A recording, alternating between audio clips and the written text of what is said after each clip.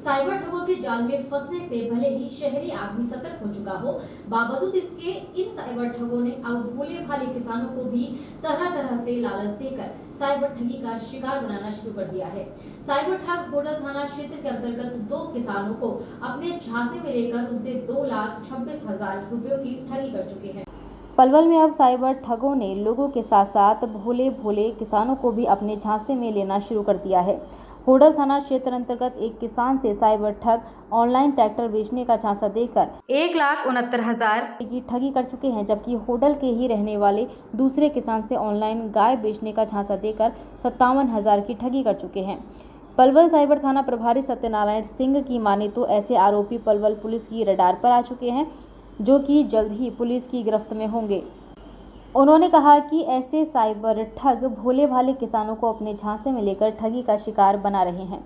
उसके लिए पलवल जिला पुलिस अधीक्षक राजेश दुग्गल के कुशल मार्गदर्शन में किसानों को जागरूक करने के लिए एक विशेष साइबर जागरूकता अभियान चलाया गया है, जिसके तहत उनकी टीम लगातार किसानों को जागरूक करने का कार्य कर रही है, जिससे कि किसान ऐसे साइबर ठगों से अपना बचाव कर सके। उन्होंने कहा कि उनके द्वारा जागरूकता अभियान के तहत 9 अप्रैल को पलवल की अनाज मंडी में किसानों, आड़तियों और कामगारों को जागरूक करने का कार्य किया गया है और 20 अप्रैल को हतिन की अनाज मंडी में किसानों, आड़तियों और कामगारों को जागरूक करने का कार्य किया गया। अब होडल की अनाज मंडी में जागरूकता अभियान के तहत किसानों, आड़तियों और कामगारों को जागरूक करने का कार्य किया जाएगा।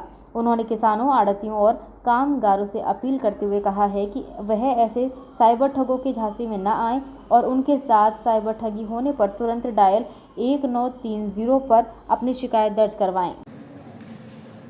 आदरणीय SP Shri Lokendra Singh IPS SP Palwal के कुशल मार्गदर्शन में पिछले दिनों एक कार्य योजना बनाई गई, जिसके अनुसार वर्तमान में जो हमारी गेहूं की मंडियां और सरसों की मंडियां सरकार द्वारा चलाई जा रही हैं, उनमें जाकर किसानों और आड़तियों को जागरूक किया जाए ताकि उनको साइबर अपराध से बचाया जाए।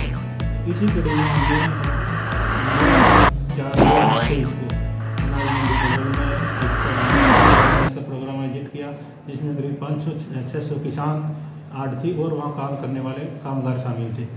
साइबर टिप्स उनको दिए गए, किस तरह से हम अपना खुद का बचाव कर सकते हैं, किस तरह से साइबर धोखाधड़ी से बच सकते हैं। इसमें अगली कड़ी में हमने परसों अनाज मंडी हथीन में एक प्रोग्राम आया साइबर अवेयरनेस का आयोजित किया, जिसमें किसानों को साइबर टिप्स दिए गए, आड़तियों को बताया गया किस तरह से अपने खातों की सुरक्षा करनी है, कामगारों को भी इसमें बताया गया किस तरह से अपने खातों की सुरक्षा रखनी है और अपनी IDs वगैरह जो कॉन्फिडेंशियल डिटेल है किसी के साथ शेयर नहीं करनी है। जी, किस तरह से ये जो है किसानों को साइबर ठगी का शिकार बना रहे, किस तरह का लालच देखते हैं? किसान हमारे भोले भाले किसान हैं, वो जल्दी विश्वास कर लेते हैं, तो किसानों के झांसे में लेते हैं कि उनको जो कृषि यंत्र है, हमारे पुराने कृषि यंत्र है, उनको सस्ते दामों पर ऑनलाइन बेचने का झांसा देते हैं।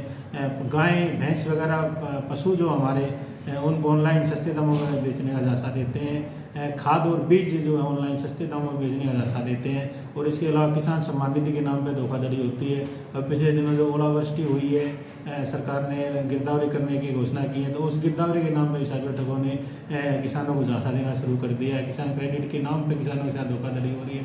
तो तरह ये साइबर अपराधी लगातार अपने मोडस ऑपरेंडी के माध्यम से किसानों को अपने झांसे में लेने का प्रयास करते रहे हैं। तो अभी तक कितने इस तरह के मामले आए हैं और कहाँ तक पहुँच पाई है पुलिस? इस तरह की हमारे पास 5-6 शिकायतें आई हैं, जिसमें हमने 2 FIR दर्ज की हैं। एक FIR हमारे होडल के किसान हैं जिनको ऑनलाइन ट्रैक्टर बेचने का झांसा दिया गया और 1,69,000 रुपये की धोखाधड़ी उनके साथ की गई, उस पर हमने केस रजिस्टर्ड किया है। एक हमारे दूसरे होडल शहर के ही किसान हैं जिनको ऑनलाइन गाय बेचने का झांसा दिया गया और 57,000 रुपये की उनके साथ धोखाधड़ी की गई, उसमें हमने FIR नंबर 10 रजिस्टर्ड की है और साइबर अपराधियों के बारे में पता लगाने का प्रयास किया जाए और वो हमारे रडार पर ऐसे करिए हम उनको गिरफ्तार करने में सफलता भी हासिल करेंगे।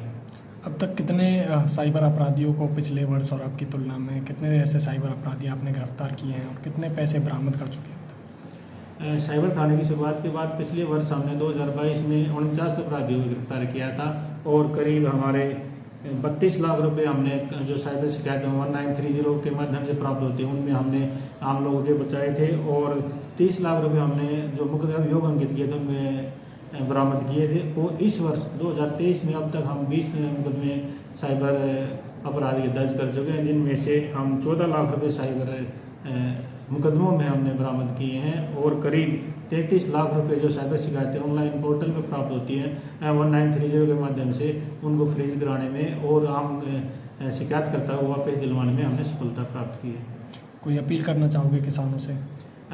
सभी किसान भाइयों से, आढ़ती भाइयों से, कामगारों से और पलवल की आम जनता से मेरी यही अपील है कि किसी भी तरह के झांसे में ना आए। आप इंटरनेट को और भी जो सुविधाएं ऑनलाइन आपको उनको सुरक्षा के साथ इसको यूज़ करें और प्रलोभन में ना आए। जहाँ भी हम प्रलोभन में आएंगे वहीं हमें पूरी संभावना होगी हम धोखाधड़ी का शिकार हो सकते हैं। और जानकार बनकर जो आपके पास लगातार कॉल आते तो एक बार उनके पास क्रॉस वेरीफाई जरूर कर लें कि उनको वास्तव में पैसे की आवश्यकता है या नहीं है।